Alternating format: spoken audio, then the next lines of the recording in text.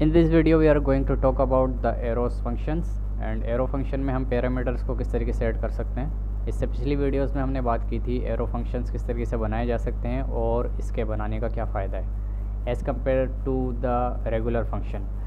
सो arrow function को बनाने का हमने तरीक़ाकार ये देखा था कि सबसे पहले इसके अंदर हम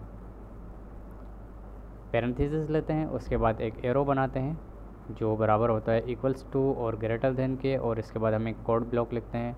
हर वो चीज़ जो कर्ली ब्रेसेस के दरमियान आए इसके ऊपर हम बात कर चुके हैं, वो कोड ब्लॉक कहलाती है।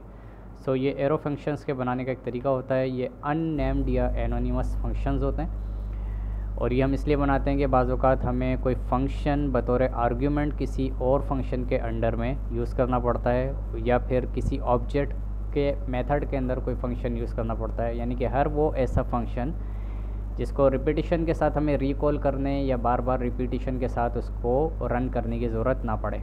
सो इसको एरो फंक्शंस कहते हैं। और इसमें एक एडिशनल चीज़ हमने ये डिस्कस की थी कि ये बाय डिफ़ॉल्ट रिज़ल्ट्स को रिटर्न कर देता है, वरना नेम्ड फंक्शंस के अंदर हम रिटर्न को कॉल करते हैं, ये बाय डिफ़ॉल्ट रिटर्न को सेंड कर देता है।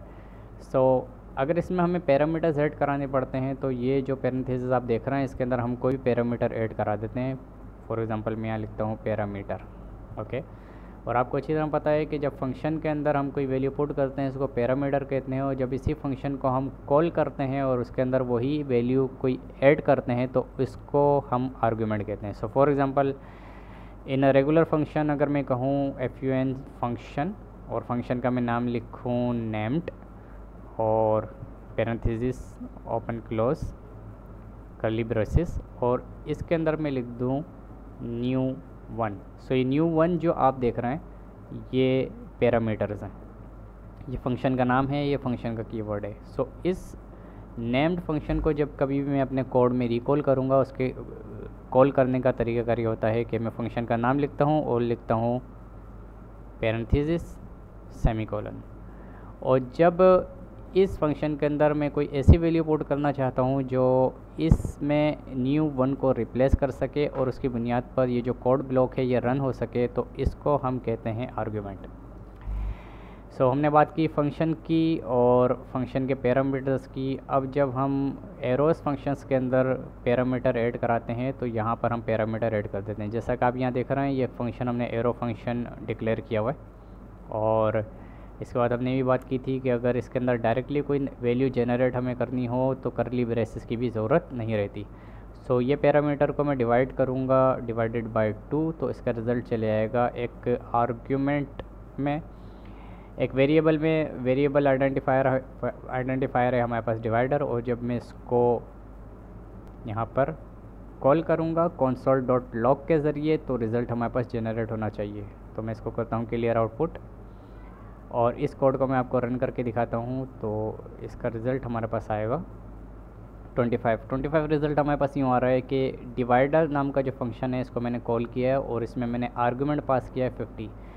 सो हमारा कोड डिवाइडर नाम के फंक्शन को ढूंढेगा और इसके अंदर आर्ग्यूमेंट बतौर पैरामीटर यहाँ पर ऐड कर देगा 50 और यहाँ पर नंबर इक्वल्स टू हो जाएगा 50 के, और नंबर चूँकि इक्वल्स टू है 50 के, 50 डिवाइडेड बाई 2 होता है 25। तो यहाँ पे रिज़ल्ट इसने जनरेट करके दिखा दिया। अब अगर हमारे पास ये पैरामीटर सिर्फ एक ही हो तो हम इस ब्रेसिस को इन पैरेंथेसिस को भी बाईपास कर सकते हैं और डायरेक्टली नंबर का वर्ड लिख सकते हैं। आप देख रहे हैं यहाँ पर मैंने इस पैरामीटर को लिखा हुआ है पैरेंथेसिस में और यहाँ पर विदाउट पैरेंथेसिस लिखा हुआ है, तो रिज़ल्ट हमारे पास तकरीबन सेम जनरेट होना चाहिए।